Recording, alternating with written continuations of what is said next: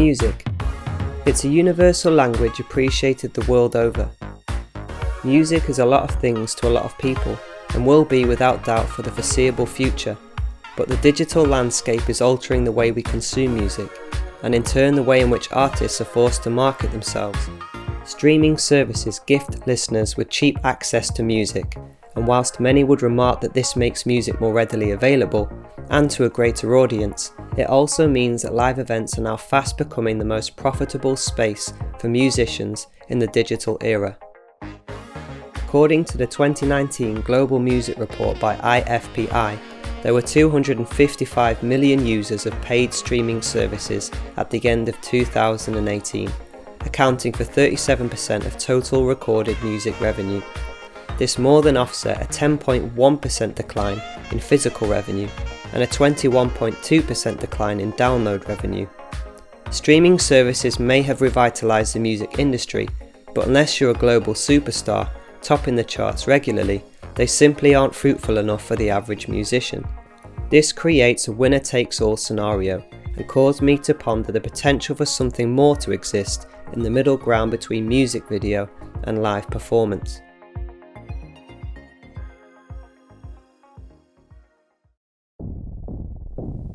As soon as I heard about Skepta's plans for Dystopia 987, I was inspired to get involved within MIF. This prompted me to apply for a place as part of the 20-strong Creative Lab cohort. To my delight, I proved successful and sought to find out more about his thoughts on a utopian rave and how he hoped to realise this. It appeared as though this unique concept would ask questions about the way in which we currently experience music. I subsequently decided to explore dystopia as a theme and present this as a visual experience through the medium of projection mapping. My aim? To find out for myself, in practice, how effective digital technologies and techniques might be in presenting a more immersive musical experience.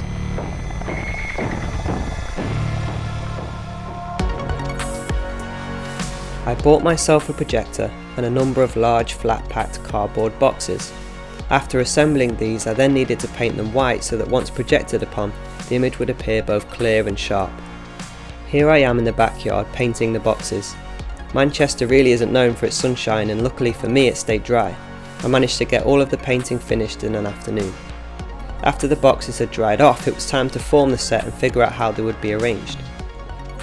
4 of the boxes acted as a stage, so as to ensure that the set itself was in the projector's full line of sight. I then stacked a further 4 boxes on top of these, 2 facing widthways so as to be able to create a bigger main surface. Next, it was time to map out each of the surfaces, so that I effectively then had a collection of masks, to which I could then apply the content. What you're seeing on the screen now are a variety of scenes that didn't make the cut.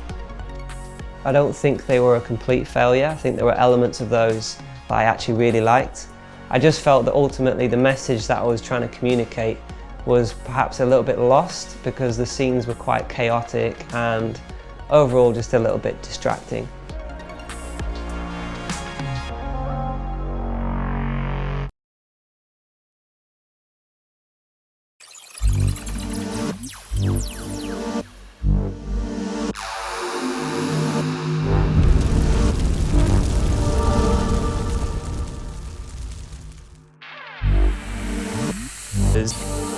Experts say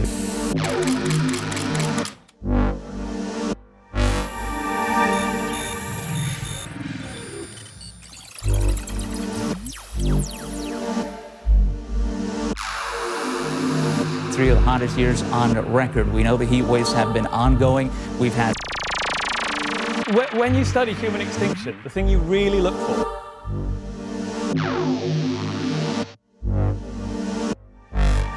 It's going to be exponential as far as the damage to the planet. Climax of arduous planning.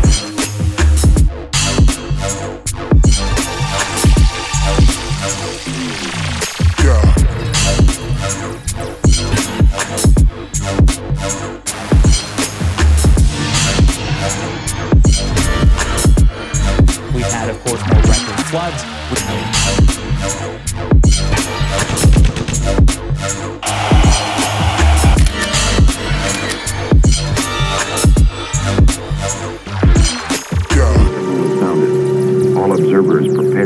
blinding flash of the bomb.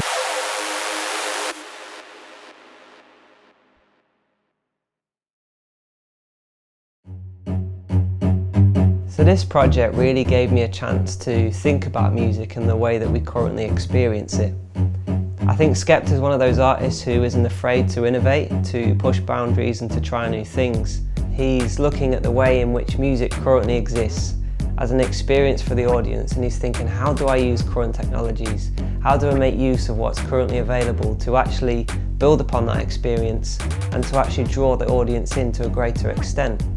While streaming services have been a great thing for musicians generally, it actually has placed a lot more pressure on the live experience. And I think that actually creating environments like this, although I've only done it on a smaller scale, I think it's something that's really important to think about moving forward, is actually how can we put people in a physical space where they're actually surrounded by the music. It's not just something that they're listening to. There's a whole experiential element that goes with that. I'd really like to see artists opening up buildings and spaces for fan bases and audiences to come in and journey through an album, through a series of rooms. So I think there's a lot of potential with this idea. I think there's huge scope for this to be incorporated into the future of the music industry.